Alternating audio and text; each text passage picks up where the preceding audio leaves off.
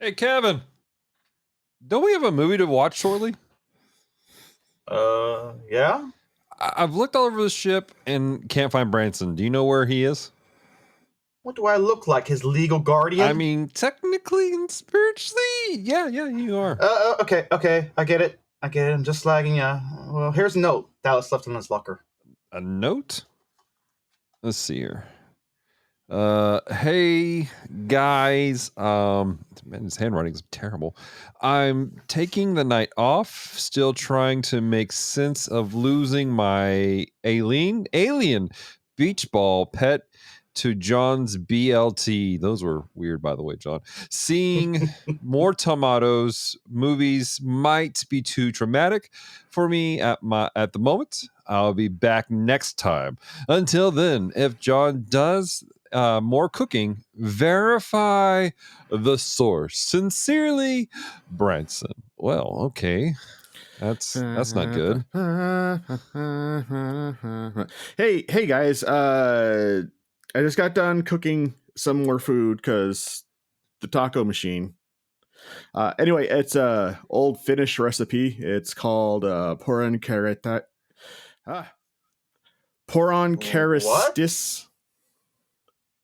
What? Poron karistis. Isn't that made with like reindeer meat? We have no reindeer here on the planet Geekery or in the space station. No, but after talking to Branson, I had a substitute for it. So I found something else. Yeah, just try it. You'll never notice the difference. What did you use? Huh? I had a substitute. Something else. You know what? I have average Hitchcock movie to watch. I'll go watch the birds. I'll see you later. Bye. I had a big breakfast this morning, so. All right. Well, fine. More for me, I guess. Prepare yourself to discover a world of terrible movies. High above the planet Geekery, a group of intrepid explorers hover over the dangerous planet in their fabulous super-orbital spacecraft. Their mission? To conduct a complete analysis of movies known throughout the universe as terrible. So grab your space popcorn, grab your freeze-dried ice cream, and join us for today's mission of discovery and wonder. Are these movies better than the galaxy thinks? Or do they really belong on the bottom shelf?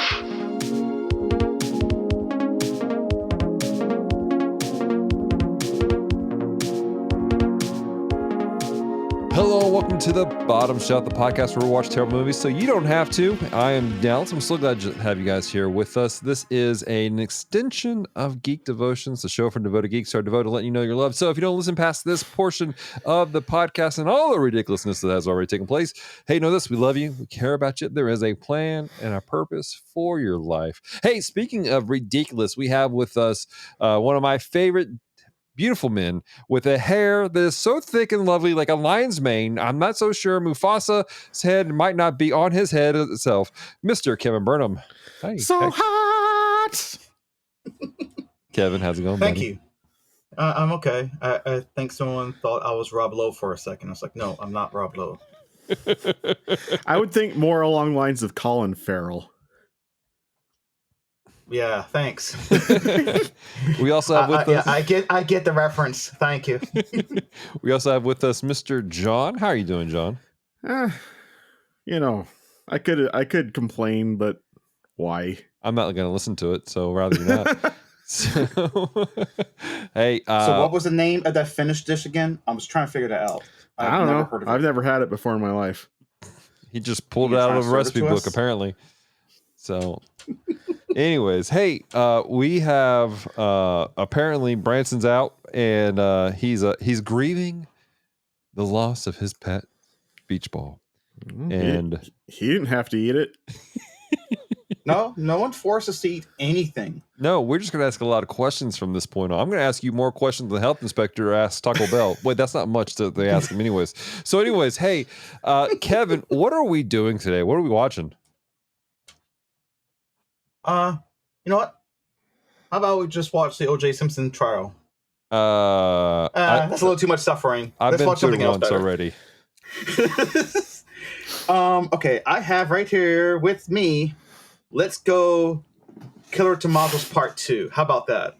The Return of the Killer Tomatoes. We did Wow. one. Tomatoes. Why not do Sorry. another one? Yeah, you liked the last one. In I fact, did. you put it on a special shelf. I did. That nobody else ever puts anything on it. There's a lot of room up there.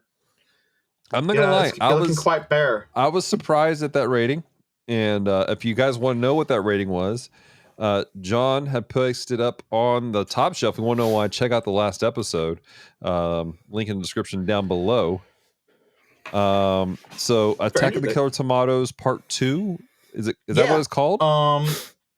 Well, it was a little bouncing around, but they stuck with Return to the Killer Tomatoes, and it was made 10 years later. So 1988. We're going to the 80s now. Wow. It is rated PG. It's 98 minutes. It is directed by John DePipo, so he was the same guy who directed the last movie. Mm-hmm. It was produced by J. Stephen Peace, which we all called the fake John Belushi. He produced this movie. It is written by John DePipo and J. Stephen Peace, so they basically, it's almost like the returning cast is back into this, and that's quite impressive for me. 10 years later, most people are just like moved on, died off, or got married by somebody else. Anyways, look right here. It is starring Anthony Starke as the main lead, but he lost his Michael J. Fox lookalike contest role. It stars centerfold model Karen Misto, a bad hairdo Sean Landquist, a much younger, handsome, suave George Clooney, a creepy, kooky, mysterious, and spooky John Ashton, a returning Stephen Peace, and it's also starring Carmen Miranda, Michael Jackson, Don Johnson, Sheena, Queen of the Jungle, and the Pope himself as Tomatoes. Michael Jackson? He lost his way to Neverland, so yes, I guess he found his way on the set. Wow. Okay, then. All right. John, do we have any warning labels on this thing? I don't see any. I guess that must mean it's a great movie. That's what I'm thinking. If there's no warnings, I mean, obviously this means we should just put it on the top shelf now then. I mean, in a podcast, ladies and gentlemen, an unanimous top shelf episode right here. Okay, episode's over. All right, nice love you seeing guys. you Say guys. goodnight. Talk later. Bye.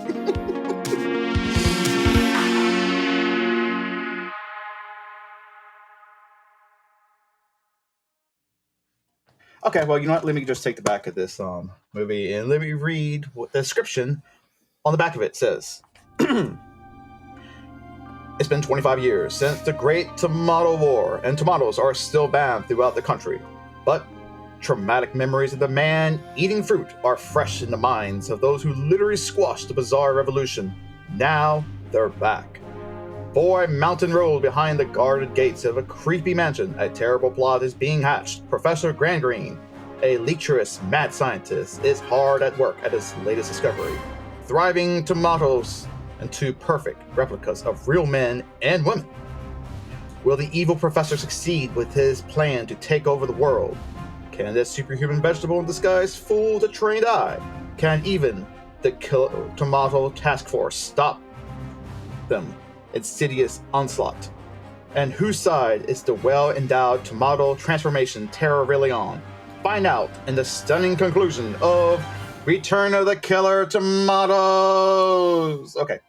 Except that, to my understanding, it wasn't. Tomatoes. No, I was saying, dude, you are so paranoid, bro. Are you okay? Because everything I say, you used to say wrong, no, wrong, no. So yeah. That almost sounded like a song. Wrong, no, wrong, no. Anyway, Mortal Kombat. All right. Anyway, no, I was just gonna say, except that that was wrong because there was 2 more Killer Tomatoes movies after the stunning conclusion here. Well, this is a VHS, and they weren't sure they were gonna make more. Well, I mean. Because money, you never kids. know with low budget. You never know how people think. After all, we get sequels for Rambo, and why do we still get those? The better It's like- question is, why do we get sequels to Highlander when the whole point was there should only be one? Mhm. All right, what's our expectations going into the movie, guys? From Go ahead. Okay, fine. Sorry. This was the first movie I've watched in the series. Really? I watched this movie. Yep, I watched this movie first. I mean, first thing I watched was the cartoon, Mm-hmm. and then I've watched this movie, which the cartoon series, video games, and everything else is heavily inspired by this movie. Mm-hmm. I remember when we watched it, we rented it from Hollywood Video because it was actually barely even rented or checked out. Mm-hmm. And my mom freaked out because there are certain scenes in here. And she kept yelling like, is this PG? Is this PG? This is not PG. This is not PG. And she kept fast forwarding. And then she started getting mad at my father because he used his money to rent it. Then he started getting mad at me. I'm like, I just read the back of the VHS case. Okay, it says PG, so that's why. You said no PG-13s, no Rs. So this is what we get. Was okay? PG-13 a thing in 1988? It was. It just wasn't common. Yeah, because it was still like a new rating Oh. because of Gremlins and Red Dawn. Red Dawn being the first PG-13 ever. So they were confused of what they should put as PG-13, what they shouldn't. So yeah, you could see that for the 80s at that time. Yeah, but I've watched this movie I think more than the original one. So I know I've watched this at least like 25, maybe 30 times, and it's something I would not mind watching again. This time I get to watch it with you lads. Okay, there, Dallas. You got a look on your face like you had a momentary migraine. Attack of the Killer Tomatoes Tomatoes. came out in April. The first PG-13 film official was August. This just missed the cutoff line where they had to give it that rating.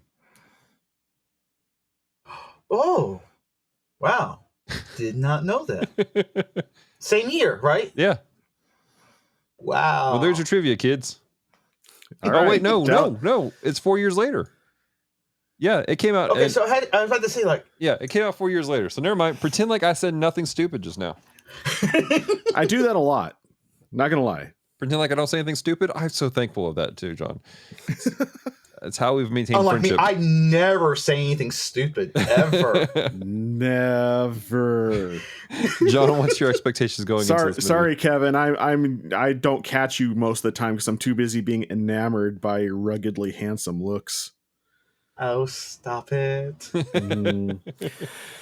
Anyway, my expectations, having just watched the first one for the first time for the last episode, more of the same.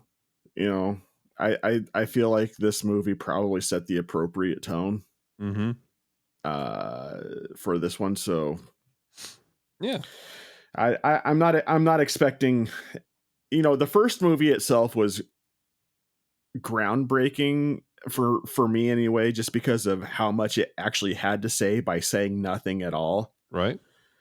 So I don't expect it to be on that same level for me, because when you have a movie that does something like that, usually when they make a sequel to it like this, it's usually just to capitalize on a name and not so much for artistic vision. Right.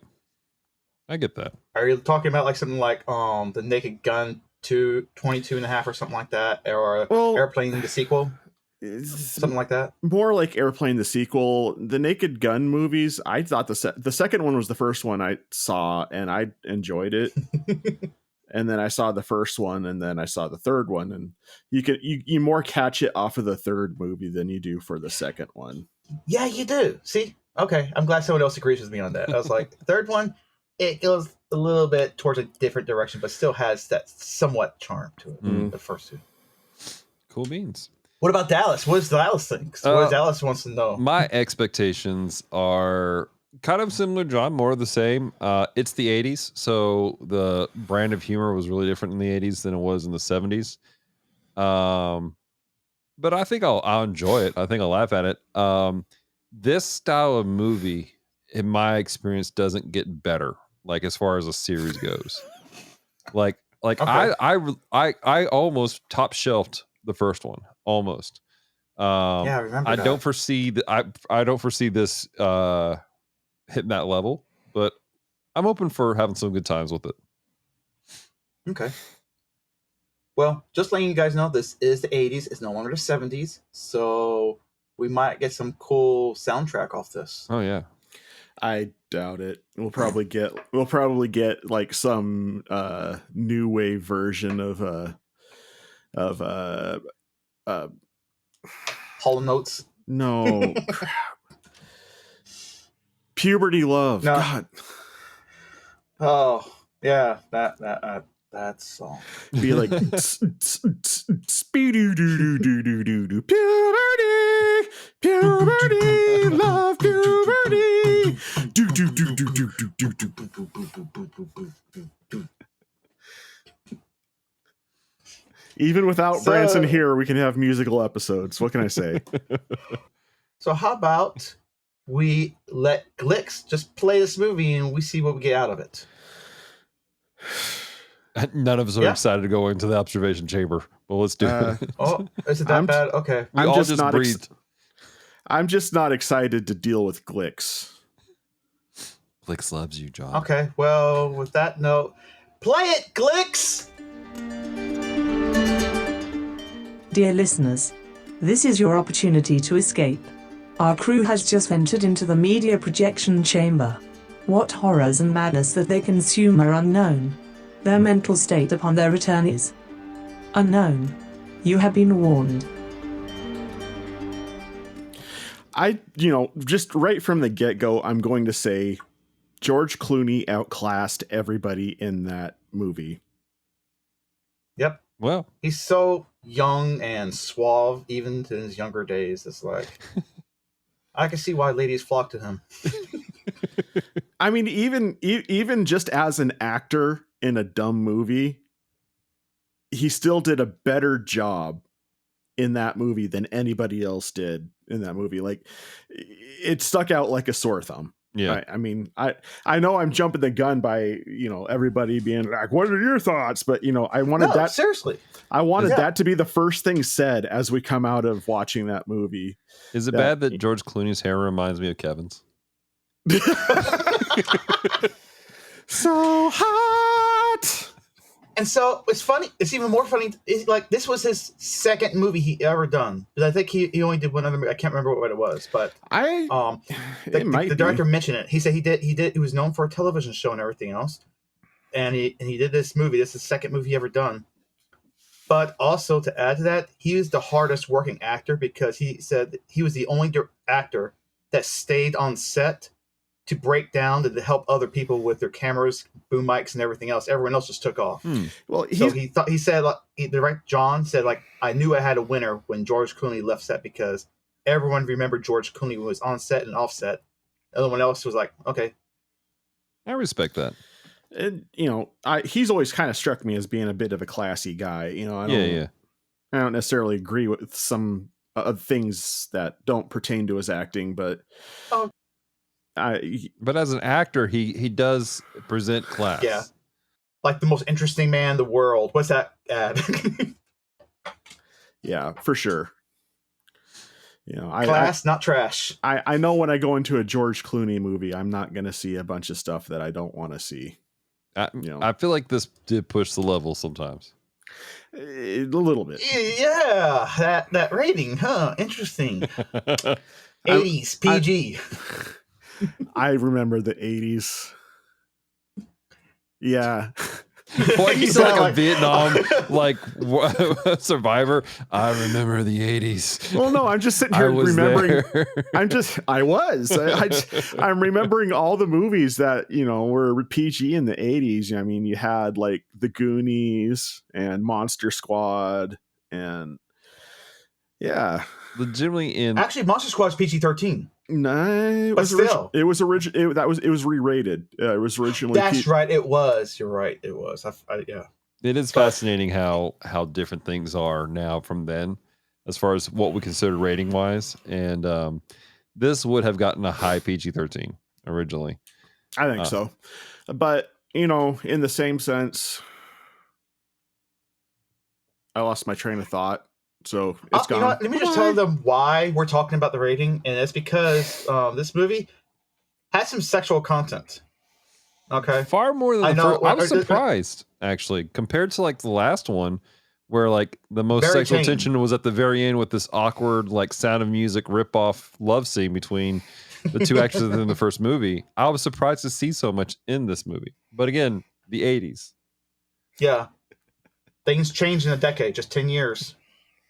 I feel like this had more of the vibe of the Toxic Avenger than the first Killer Tomatoes. Yeah, I was just thinking that too, that the original I thought was a trauma film. This one embodied the feel of a trauma film to me. Mm-hmm. So Kevin, what were you saying about the rating? Yeah, because of that was the biggest thing. I mean, yeah, it had some language, but this one just heavily influenced on the sexual humor and sexual content. Yeah, so a lot of innuendos. That's the reason why. Yeah, like the opening. I did like the theme song of this a bit better, though. In my opinion, I like this a bit better. I like the sound of it. The sound of it. Yes, is I it like because it's the same theme for the most part. They just changed the words. It's just the production quality.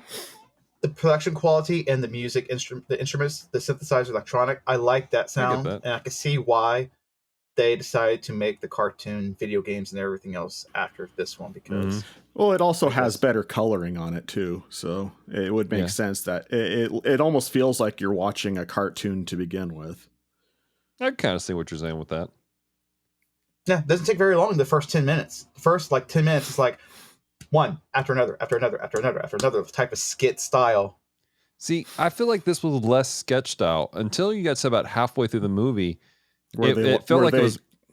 Yeah. And we'll get into the spoiler of that, but this felt more of a cohesive story than the first movie did, which honestly kind of threw me out of the world of it. Like I actually enjoyed the sketch comedy of it. It wasn't bad, some of the comedy bits, but it wasn't what I was expecting. Yeah, I agree with that. This one felt more like it was written to be a movie, written with a story in mind rather than a bunch of bits put together to tell a story loosely. Which it's a different narrative direction as far as whether it's a better or worse narrative direction. I mean, we'll probably get into that in the spoilers and closer when we get to the rating reasons, but it's definitely something noticeable.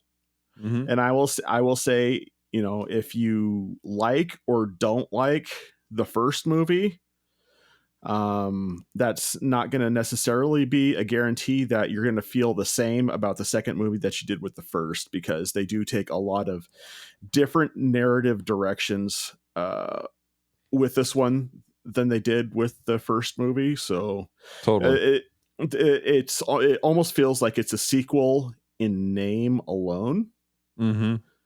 I think the term that comes to mind for me is it's like a spiritual successor. It's like it's playing an homage to the first one while trying to be its own thing altogether. Yeah. Like I feel like they took some themes from the first movie and they kind of fleshed it out a little bit more. Perhaps because they didn't have, $60,000 plus that went down the hole with a helicopter crash. Best thing I've found in the facts ever. Seriously. Yeah, they could use another helicopter or something to crash. By the way, I talked to my father-in-law. No, Kevin, the movie crashed. You're telegraphing your rating. I was talking about father-in-law, and he was telling me there was another movie that he had heard about that had an actual event like that happen, but it ended up much more poorly than what this one had ended up as. And actually, the directors got sued for keeping the scene in the movie. So that's the Battlefield Earth. Please say Battlefield Earth. Oh, wait, you're talking about this one? No, it didn't happen here in Shreveport. So, all right. Any other spoiler-free thoughts on the film? I thought graphically it was better. Root powder. Sorry, I don't know why it just came up to my mind. It just whatever. I thought graphically this was a better film. Yeah, it was a lot more polished than the previous film. A lot better with the camera work too. Yeah.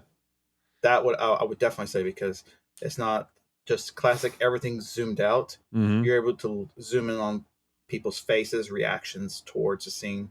Right. And you're able to have better lighting and everything else. So yeah, like I said, bigger budget, so you're able to do a bit more than you were with the last one. Sound was a bit better too, so I was able to understand certain things, because I guess the first one, sometimes you might miss something, someone might say, because sound quality wasn't so grand. Right.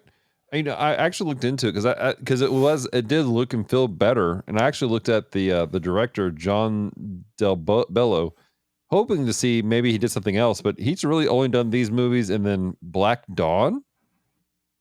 Yeah, that's it. Did you say John or? Yeah, John DeBello. I thought you were going to say. Never mind. My brain went stupid. Never mind.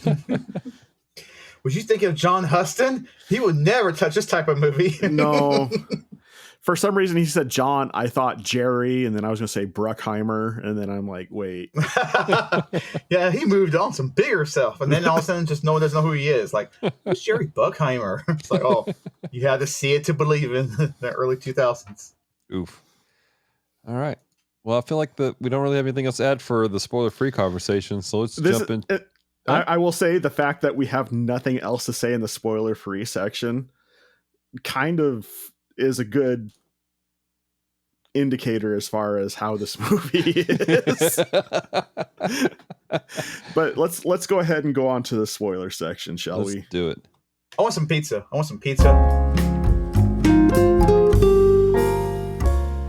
Ladies and gentlemen, the spoiler section. All right. I'm not putting anchovies with peanut butter pizza ever again. In our bathroom, thanks you.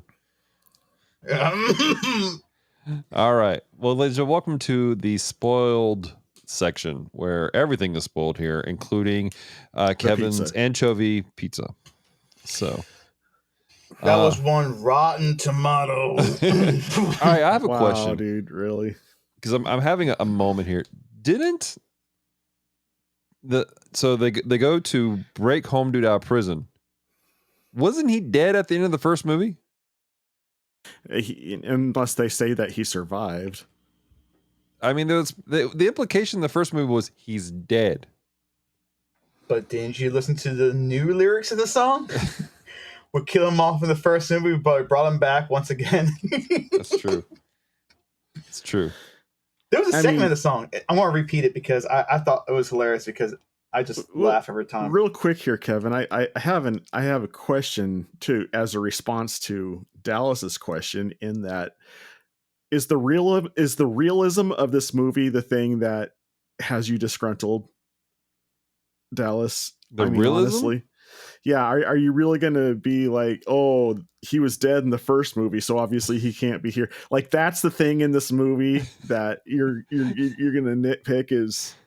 No, there's far more things to discuss in the movie, but that was one of the ones that, like, when they brought him up, I'm like, he's dead. Like, it just stuck out for some reason. Like, why is he here? He's dead. Like, what's and then happening? You remembered what movie you were watching, and you're like, oh, I guess nothing's supposed to matter in these movies. Go ahead, Kevin. I'm sorry I cut you off, but I had to get that out. No, I mean, he's absolutely right, because like I think we mentioned for the first movie, you already know, and I said earlier, like, you already know in the first just even 1 minute, you already know this is a comedy. Yeah. So it already tells you this is stupid comedy. This is stupid, dumb comedy. I mean, we got the dollar movie preview, which is like, you open it's like, wait a minute, what movie is this? And then it goes from the dollar menu to some beach party movie scene, because a guy was very popular in the 80s. There was so many beach movies with John Cusack and a bunch of else. And then like 2 minutes later is another thing with the Roger Corman, William Castle, cheesy sci-fi, starting off with Mr. Adams himself. Yeah, I like John that. Astin. I was so excited to see him. Like, I was legitimately excited to see John Astin. I love it every time he's in anything, because he's very funny. He's a very funny person. You know that sucker is still alive. No, for reals? He's 97, 98. Wow. Gomez Adams is gonna outlive us all. He will, man. Yeah. I just pulled up John Aston's IMDb. He's got a movie coming out. Yes. He would still do projects, and he would still autograph things for fans. That is so cool. I'm like, that's incredible for a person of his age. Like, he'll still be willing to do that. I respect I wonder if we could hire him to do the intro and replace Commando Cody. I'll let you reach out to him. I don't think I let you guys know this, but I was talking about how we are watching this movie. One of the Kevin's like, back to what I was saying. no, I just want to let you guys know this. Before we got here in Planet Geekery, I put on my Twitter account we're watching this movie. One of the original actors loved that we're doing this. No kidding. Yeah. Which actor? He's the main lead. He liked the post. And Anthony Starke? He commented. No kidding. No kidding. It up. See if the comment's still there. But it was so late at night and I was already passing out of sleep. So, but I saw he liked it and loved it or something like that on Twitter, which I'm not a Twitter person too much, so I decided to do that. And I was like, whoa! But other than that, like I said, I like the song a little bit better. I don't know what you guys think, but I wrote down the lyrics. I see at least just a portion. I see that he liked it, but he did not comment. Okay, I could have sworn he commented. I was like, I wanted to read about it. I couldn't find it on my computer here. Yeah, he liked the post, but that's pretty cool. Okay.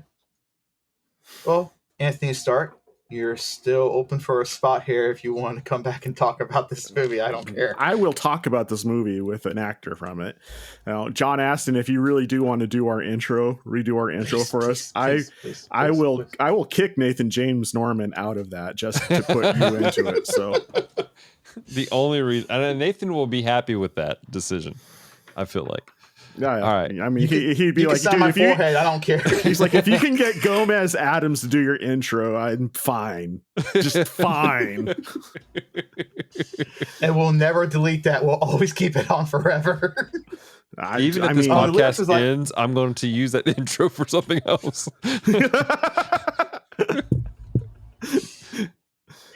Why is this intro playing at this man's funeral? What's going on? It will be the intro to my funeral. I'm just going to have speakers on my headstone playing that over and over again. Oh my gosh. Okay. We have no mighty shoguns, no flying spaceships or explosions, no James Bond cars or Top Gun jets or real expensive fancy sets. But a deal we've cut for vid cassettes. I'm like, see, if you listen to the lyrics, if anybody does, you know this is comedy. This is slapstick, and I like it. It doesn't take itself seriously. It's not trying to stay loyal to any particular storyline. So, I mean, when they came back and I noticed that the dead guy was on the screen again, I'm like, okay, we're doing this then. Right? Those pizza toppings was awful. Ugh. Did you read the pizza topping sign? The menu? Yeah, I don't remember it offhand, but I read it and I'm like, yuck. I took a picture of it with my phone because I wanted to reread it. Here, this is what I read for the pizza toppings. Okay. Marshmallow, anchovies, banana, peach, tofu, eel, strawberry, grapefruit, wasabi, bean sprouts, bayed corn, kiwi fruit, tak cheese, frog legs, salmon eggs. Here's the thing with some of those ingredients, I could make a bomb pizza without tomato sauce. And can I just say, if tomato sauce was made illegal, they could easily replace it with Alfredo sauce. Well, not just that, like, and for the listener who's like, I want the spoiler, but I don't understand what's happening. In this world, tomato sauce, all things tomato have been outlawed completely, which means the pizza industry has gone down the crapper and has turned into it's more illegal than marijuana. Some terrible things. But like in the Philippines, they don't use tomato sauce; they use banana sauce or boysenberry sauce. And you know, I have had pizza with Alfredo sauce before. I've heard it's good. Yeah, that's a chicken cheese pizza, right? Yeah, something like that. And I've had pizza where they've used ranch instead. That's an option for some of the places in here in Washington. Really? Yeah. No. Here, you say that, Kevin? but I I've challenge. had it. I've had it. Okay. I've already had it. What No. do they put I work on at a pizza ranch store for- pizza? I just What? what do they put on a pizza with ranch? Bro, chicken and bacon. Okay, I can see that working. I can see that working. I just don't fancy it. I just like You throw some nah. onions on there if you want to get a little bit ethnic, you know. What? No, I will. I just broke Dallas. I will put broccoli on pizza. I like broccoli on pizza or artichokes. Artichoke hearts, yeah. I'm a real big basic fan guy. of I'm a big fan of artichokes on pizza. Okay, cool. So, yeah, we can have that pizza. I'm just a don't real fancy basic the guy. I just want ranch. pepperoni, some breakfast bacon, maybe some sausage. My usual pizza is sausage and mushrooms. So Okay, I think someone got their mind blown when I came back here, and in Ireland for Hawaiian pizza we use a Canadian bacon, we use pineapple, but we also put corn on there, Corn? and we put corn, and we used two different cheeses. We didn't just use mozzarella, we used mozzarella and cheddar, and I'm like, how is this even Hawaiian? here's the deal. I mean, I can get down with corn on pizza. I've done that before.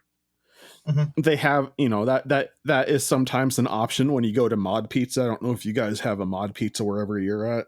Yeah, here in Nope. Florida. But it's kind of like the Subway of pizza joints. Yes. And sometimes you can put corn on there, and corn's not bad on pizza. I just don't know that I would put it on a Hawaiian pizza, because then it would taste less like Hawaii to me and more like Christmas dinner. A ham, some corn, maybe put some mashed potatoes on there, get the trifecta. And hey, you know what? As long as we're getting stupid with it, let's replace the tomato sauce with some turkey gravy, or some ham gravy. I mean, it does have Canadian ham on there, so that's not Hawaiian at all. Can I point out the fact that for like the last 15 minutes, we've not talked about the movie at all? I'm sorry. You start talking about pizza. I talked.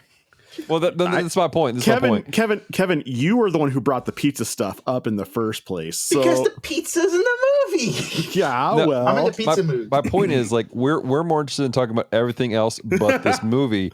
The entire we were recording for 43 minutes. For those of you who are listening, we have talked more about other things than the actual movie, which I think telegraphs like watching through, like, the jokes just weren't landing for me. There are a few humorous portions of it, but like the jokes just weren't landing for me for most of this movie.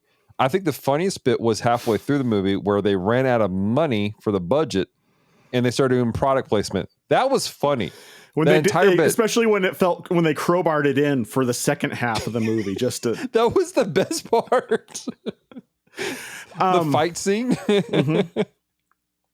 in as much as I feel that George Clooney outclassed everybody as an actor in this movie, I will say John Astin outshone everybody when it came to the humor in this movie. He got what the movie was, and he became self-referential with the movie. Whereas I think even when they broke character and did that we're out of budget scene, I feel like everybody else still was playing it a little bit too hard to make an actual movie with their acting. And so, even George Clooney, which I said, again, he was great in this movie, but in the same sense, I think he could have read that a little bit better, because a comedy actor, George Clooney is not. I'm sorry. So I'm just saying that there were two shining points for two opposite reasons.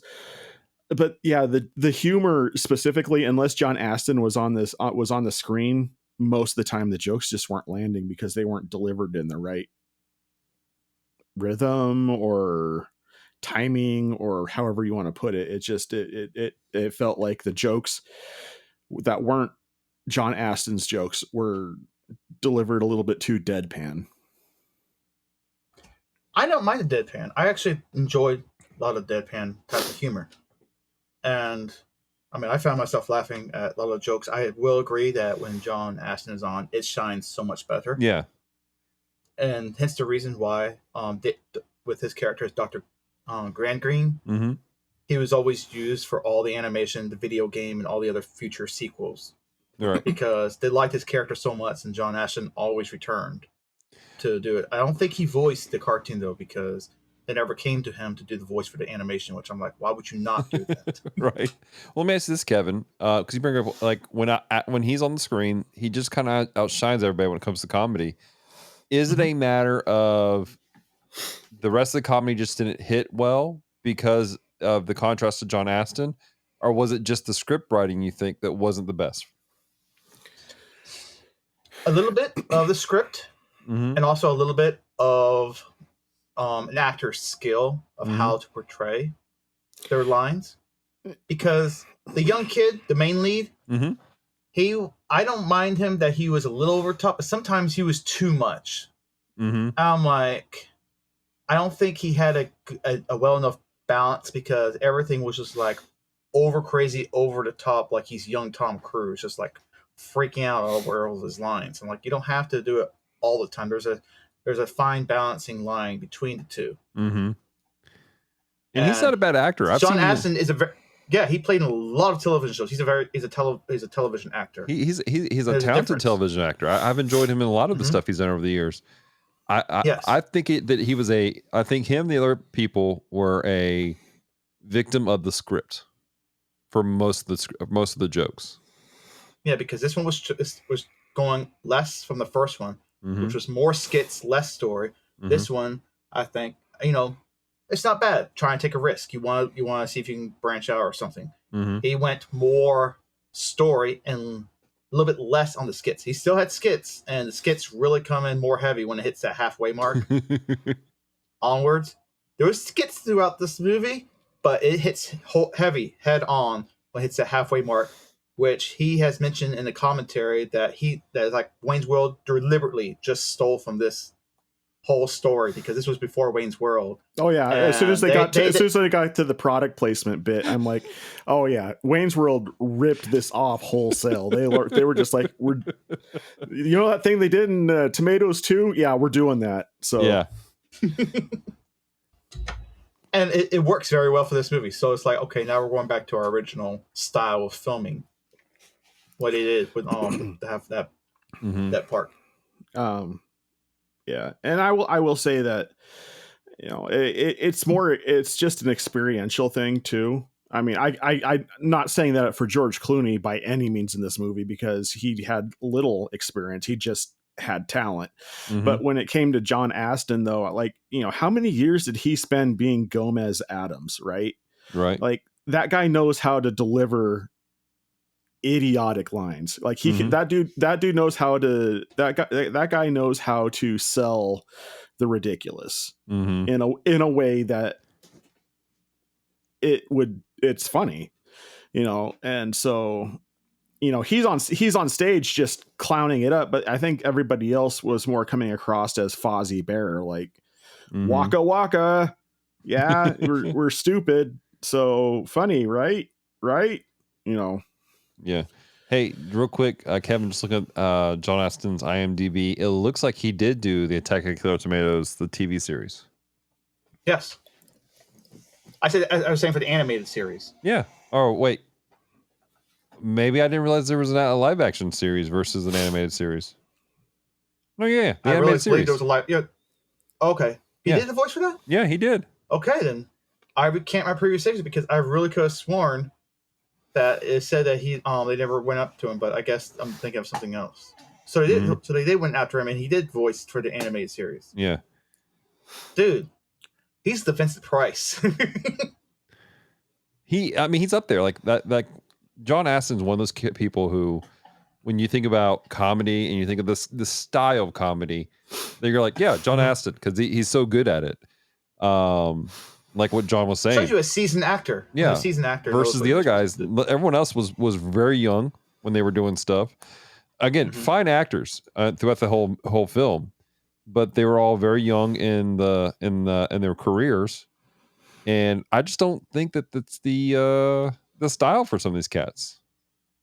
Now, how many times have you seen the same actor playing multiple roles in this movie? Because like, there's 5 different, like the director, the writer, and someone else. You see them in 5 different scenes. I'm like, they're just taping on mustaches or taping on wigs or they're playing something else, or they darkened their skin or lightened their skin. It's like, that's the same actor. Right. To be honest, I like that. To be honest, I didn't notice that, but I wasn't looking for it either. And unless I'm bad with recognition of people, so unless I've specifically seen somebody several times, it's hard for me to just see them passing through a crowd where they're not the main person that they're not the main focus of a crowd, and I'd be like, that guy. So, oh yeah, I mean, they were not even just passing; they were really on screen talking, like with the scene with when they were in the restaurant, and then the music plays, and the model lady turns back into a tomato. Karen. Yes, Karen.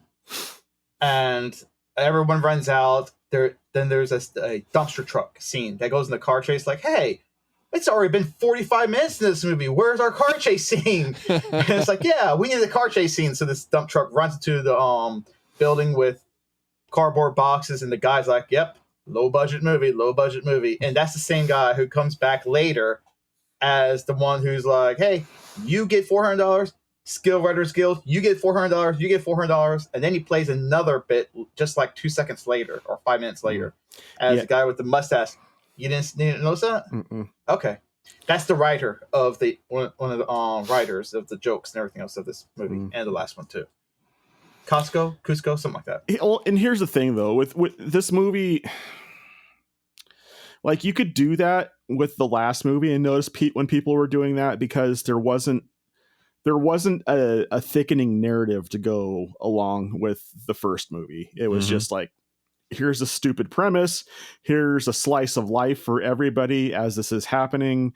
And like there was no central narrative focus for the first movie. Whereas in this movie, because there is such a more defined narrative focus, I found myself paying more attention to the narrative than I did some of the visual humor that was going on. Like you said, with the actors that had different roles over and over and over again. It's just, I wasn't paying attention to that because I was trying to follow along with a more defined storyline on this movie. So I think some of the stuff like that got lost on me because of it. There is one thing I would say that really disappoints me in this movie, and it's with the title "Return to Killer Tomatoes." There is not really any tomatoes in this movie, which to me is a downside because I wanted to see the ridiculous tomatoes going after people and so forth and killing them. But in this movie, Dr. Green, who's played by John Aston, he transforms the tomatoes into people. They can be models, they can be actors, they can be Michael Jackson, whatever. He's turning them he's turning to people. And those are supposed to be the tomatoes, but the only problem is that I wanted to see the actual physical red tomato going after people like the first one. This one doesn't have that. It just, they turn to people. I guess it's, I don't know. I think it's cheaper that way, maybe. They did have FT though. And what? Fuzzy tomato. The fuzzy tomato, FT. Oh yeah, FT, fuzzy tomato. Oh, okay. I really thought you said something completely different. I was like, wait, what? I was like, why are you saying STD? No, wow, awkward. No, they had him, which I thought was an interesting take. You know, he was kind of the product placement, which I love the fact they played on later. I remember watching, I was like, man, they put this in to sell toys, and at the end they're like, buy an FT. Again, your kids will love this. If you don't, you're a bad parent. Did you point that out to your mom after she was complaining? Did I? Yeah, after she was complaining about it not being PG-13 or being PG. Yeah, that was the very first couple of minutes when it first opened, and bikini girls jumping around and so forth. And I was like, wait, what? And then it came time later when they're inside of a certain shop, and yeah, that one. They're talking about the different things and that sexual content, and it's like, wait, what? And that's when I think she stopped the movie. It's like, no, this is not PG. I'm so glad I'll never have a wait what moment as a parent. Yeah, I had a lot of that growing up with movies. That's why, like when you mentioned before, you watched RoboCop in the theater and so forth. And I didn't see RoboCop in the theater. I saw it probably when I was like 7, but Yeah. like Terminator, I did see R-rated movies in the theater. Although the ones my parents took me to were more in the line of like Biloxi Blues, stuff like that. Yeah. So I mentioned that with my father yesterday, and I was like, "Hey, I was talking to my friends, and they were allowed to watch rated R movies." He's like, "Yeah, but are they your dad?" I was like, It's good. Well, that's a good no? response. Okay. I was your father, and I did not want you watching that crap. I actually respect that answer. My dad is a lot like me, but with less of a filter. So take that for what you will. There you go. Like what kind of filter? Never mind. It's a number 4 filter, unbleached. It's what we make my coffee in. That's a good filter. All right, but yeah, the humor in this movie is everywhere. The script was trying to follow more of a story. Story is okay. I'm trying to think of other things to say because right now you two are not really saying anything. I'm just watching this more for nostalgia. I can say that this is I was kind of abstracting thought rather than really saying my thoughts on the movie because I didn't want to telegraph. I don't want to. I've already been called out for telegraphing my rating by Dallas, but you kind of have to when you're doing a review show a little bit. Mm-hmm. I didn't like this movie the way that I liked the first one. Mm-hmm. That's not to say I didn't enjoy this movie, but what I got wasn't what I came to the second one for, is basically what it came down to. I think the actors in it did reasonably fine. I couldn't complain too much. George Clooney, obviously, I've said it once, I'll say it 1,000 times. He was the best actor in this movie. Yeah. Even at such a young age. But the main male lead, he was fine. The only actor/actress, or I don't know what the official word is if we're not acknowledging genders anymore. But the only role that I had an issue with, you can cut the gender thing out, Dallas, when you edit. I'm gonna pick it up here. The only role that I really took issue with was the tomato lady / love interest of this movie. Every time she was on the screen, she took me out of it. It was like watching a junior high drama club try to act. They hired her for her looks and her beauty, not for her acting. And that's obvious because the acting wasn't there. I mean, and that's a lot to say. That's a lot to say for this type of movie, to be like, I'm calling you out for your acting in this ridiculous movie. Yeah. I mean, but she was a tomato that turned into a person. She has no acting skills. She doesn't. And it was Did very you call noticeable. her a tomato? Yeah. I'm glad you caught on to that. At any rate, I didn't care for her acting. I wish they would have, maybe had a little bit more standards when it came to her role, because it could have been better.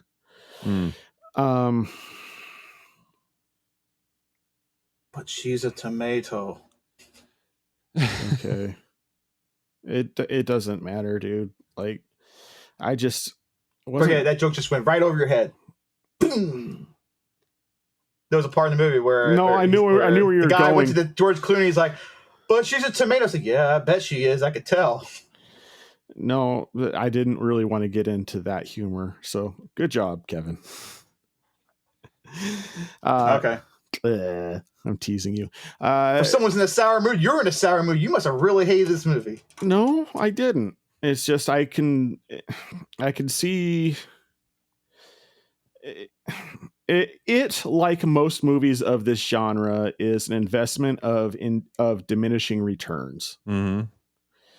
The first one's always great. The second one is, it seldom reaches what the first one did. It's like we were talking about earlier when Kevin brought up the Naked Gun movies. The first one was great. The second one, it had its charm. It had the similar charm, but it's still, the first one is legendary for a reason. Mm-hmm. Hey, John, have some Colgate Wisp Max for us. You need to have Colgate Wisp Max because it just brushes clean anytime, anywhere, just for you. Makes your sparkly whites even more sparkly white than before. We are not paid by this, Colgate. Please do not sue us. But if you want to pay us, I'm not going to say no. Or maybe it's time to have some Dunkin' Donuts coffee. Dunkin' Donuts coffee goes anywhere, anytime when you need the pick-me-up caffeine just on the go. unless you have depression. And add milk and sugar to that. Yeah, so that's kind of where I'm at with it, is just it's an investment of diminishing returns. I still want to see the third movie, but I have a feeling that one might be the one to buck me off the series. Mm-hmm. Well, since you're saying all this, I guess I feel like we ran out of things to talk about with the film. We're all just kind of rambling here, and I feel like, John, you're about to give us your rating. So that's kind of where I felt like it was going. So, well, all right? So with that, John, what is your rating? Okay, so when it comes down to ratings, I took a lot. It took me a lot because I didn't want to give the wrong message with my rating. If you're coming looking for something similar to the first movie, you're not going to find it here. Mm-hmm. The humor is a little bit different. The movie style is a little bit different. I enjoyed it. I'm not going to burn it. I'm not going to bottom shelf it, but this is definitely not a top shelf movie for me like the first one was. This one is going to go square into the middle shelf for me. Well, Kevin, what are your final thoughts and your rating for it? Sir, it is my pleasure to respond to your immediate needs. And I just like to say I would like to review this movie for you and tell you what shelf I should put it on. Please do. Okay, fine. Well, okay. I mean, not sir, master. I'm sorry, master. I know it could be a disappointment, but how's this? I enjoyed this movie still for its silliness and its stupidness and for the things it says. I enjoy some of the humor other films has taken from this movie as well. Not just Wayne's World, but there was other things because there were other jokes that the guys behind the Naked Gun took from this movie. And I see it right there, quite apparent. So I'm going to put this in the middle shelf. Wow. Okay. Then. I like the original one a little bit more, but I still like this movie. I still do. I still enjoy the humor. It's not just because it was the first one I saw of the series, but for some reason I still find myself laughing at some of the bits. Right. Even at the very end when it referenced the very beginning of the movie. Like when George Clooney throws the pie crust up in the air. And it was like, man, it's amazing how everything in the beginning of the movie always just comes back at the end. And George Clooney looks at it like, not everything, and the pizza crust finally falls on his face. That was funny. I enjoyed that moment. Yeah, or the secret of the movie. Jonathan picks the phone up. I don't know what the something is like. You said it, the secret word. So many fourth wall jokes. There's a lot of fourth wall jokes. Yeah. Totally. Almost makes Deadpool envious of this. All right, so middle shelf. So it doesn't really matter what I say anymore. So okay, now you're it's on going to the weak spiritual though. connection. No. I want to hear what Dallas has to say about this movie. As he came into the series as I've seen the first one and I have a whole lot of childhood memories. That is a very poor imitation of Dallas. You almost sound like Kermit the Frog, a Canadian Kermit the Frog. Canadian Kermit the Frog. Heidi ho, eh? Would you like some maple syrup with your Moose Haven beer? And this is how we got to technical tomatoes too. Here's a pizza with maple syrup and Miss Piggy on it. We call it the Hawaiian.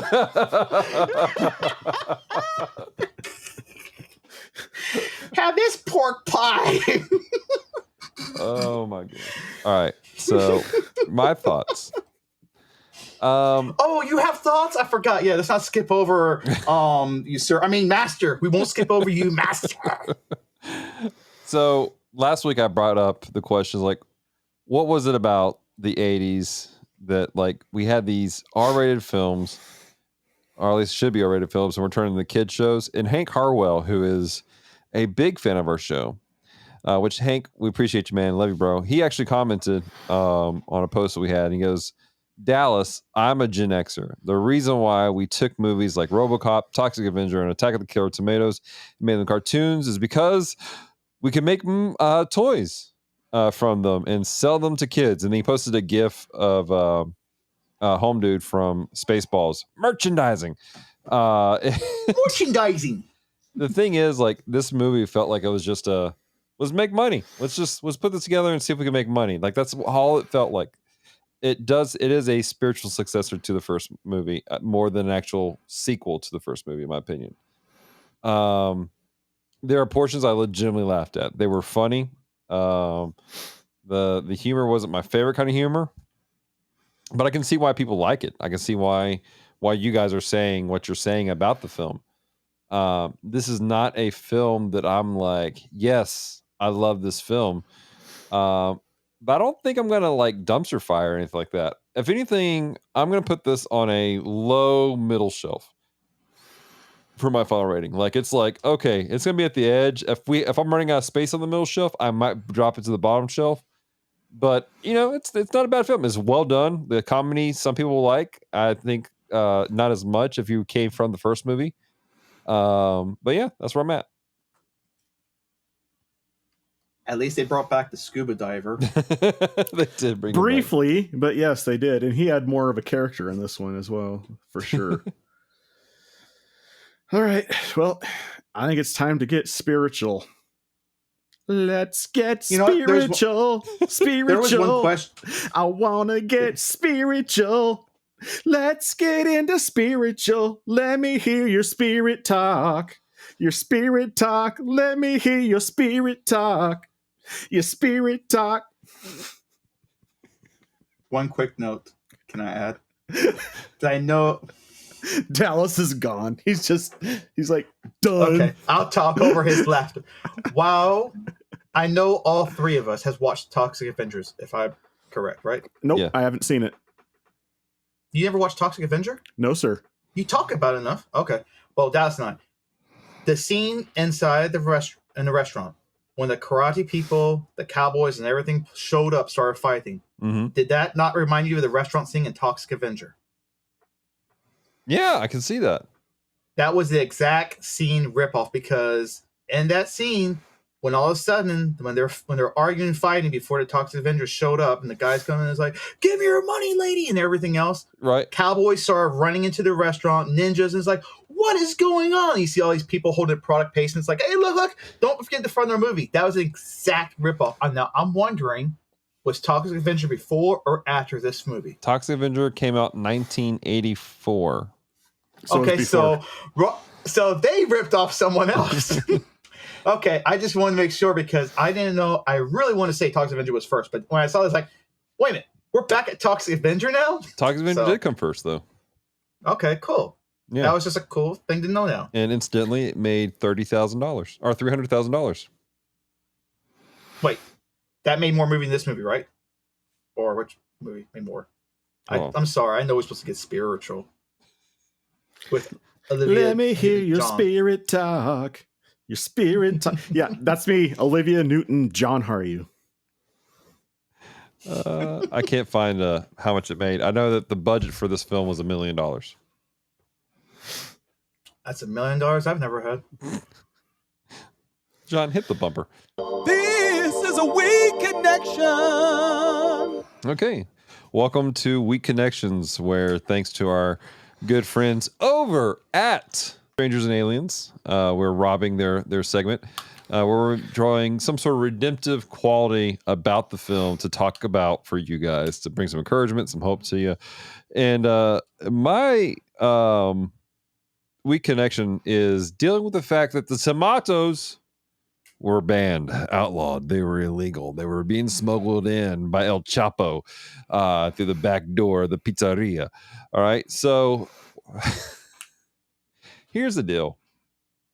What you saw happening there was an overcorrection of a problem. The people were legitimately scared of the tomatoes. They saw things and they were legitimately just worried about it. And they overcorrected. The pendulum swung way too far the opposite direction. And there's a word that I like to talk about with people when we talk about our faith, when we talk about bringing balance to our life, and that is the word balance.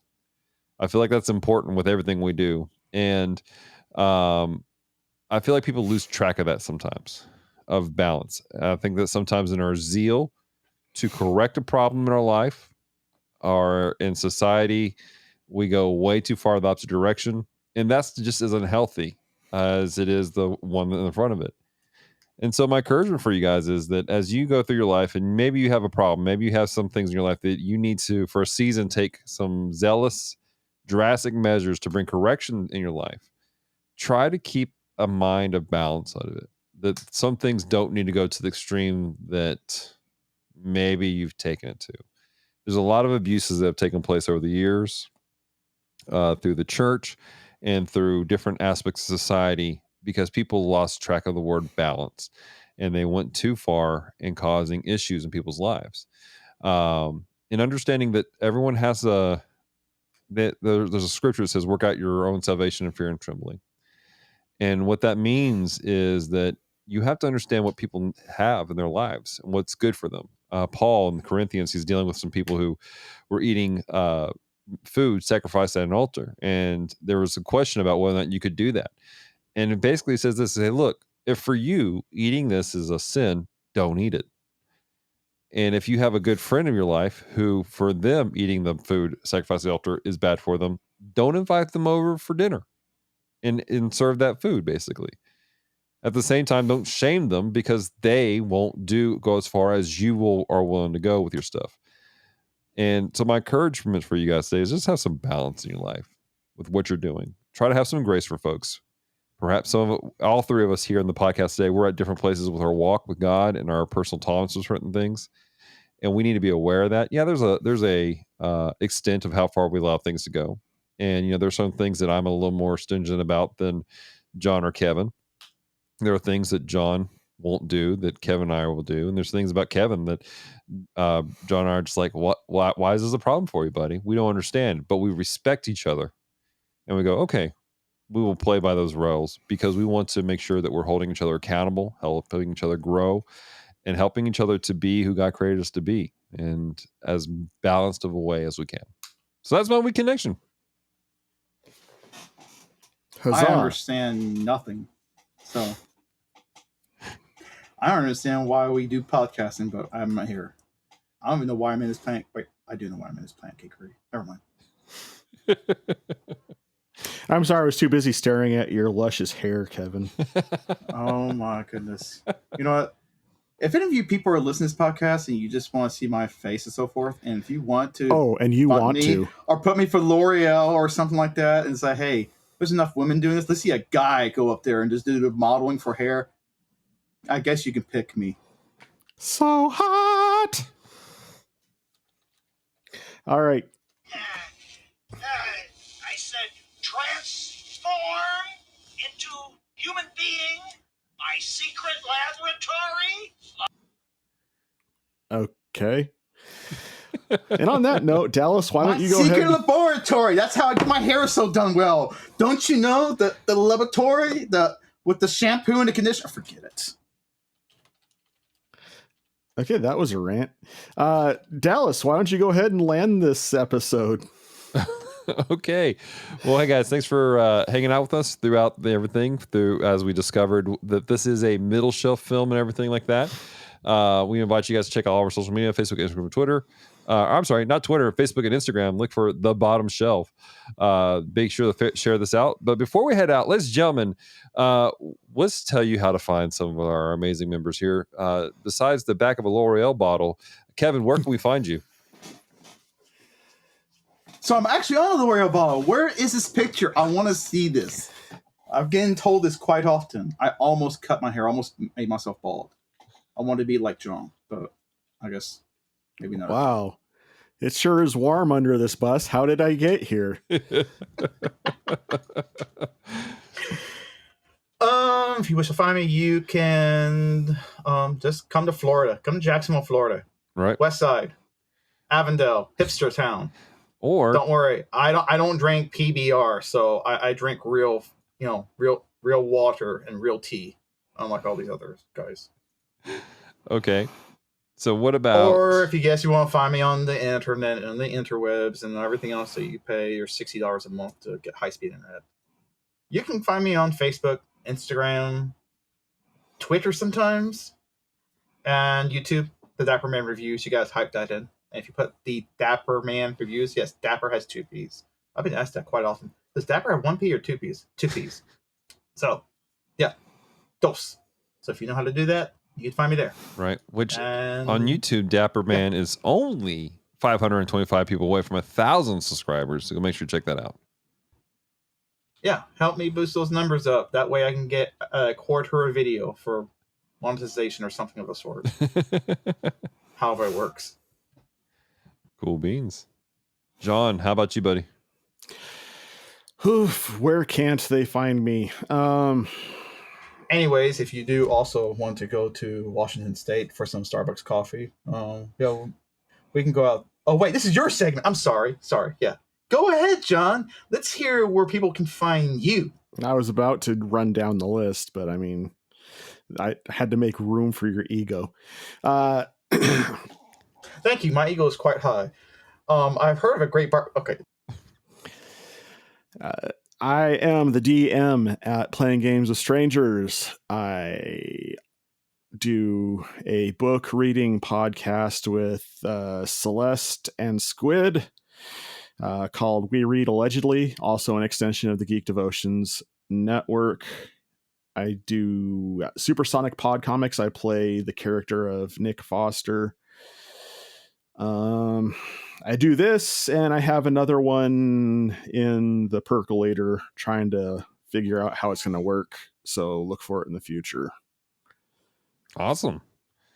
Sounds good. And if you want to find me, go to geekdevotions.com, where we do weekly devotions every Friday on the YouTubes. And we also have different articles and things dropping on our website and podcasts such as this one, Calm Talk by Geek Devotions. We read allegedly. And the whole mission of all of this stuff, everything within this Geek Devotions network is simply this. We want you guys to know we love you. We care about you. There's a plan and purpose for your life. Like, we joke, we laugh, we jab at each other. We throw tomatoes, and then we make Branson sick because we killed his pet. But we do it because we love you and we care about you. And we hope that you guys have enjoyed these episodes up to date. So, ladies and gentlemen, until next time. Oh, wait, Kevin's got something to say. I don't mean to sound like an idiot, but what does DM mean? Does that look like direct messenger? Yeah. Or direct man or Dungeon Master. It means Dungeon Master for weird. John, but it means to direct message us. Well, a dungeon? You know, I don't even want to know you're a Dungeon Master of. Dungeons and Dragons, bro. Why is there not a D and M? Why is it just DM? You skip that because you don't say Dungeons and Master. But you just did. Yeah, only because you said why don't you just do D and M? It's DM, Dungeon Master. It's a singular title. Okay. Do you dress up in like a Gandalf suit and everything else? And here we go. And you roll those end it, Dallas. End it. Ladies and gentlemen, until next time, stay devoted. Peace and love. I'm going to beat you in your sleep with a potato and a sock. You wish.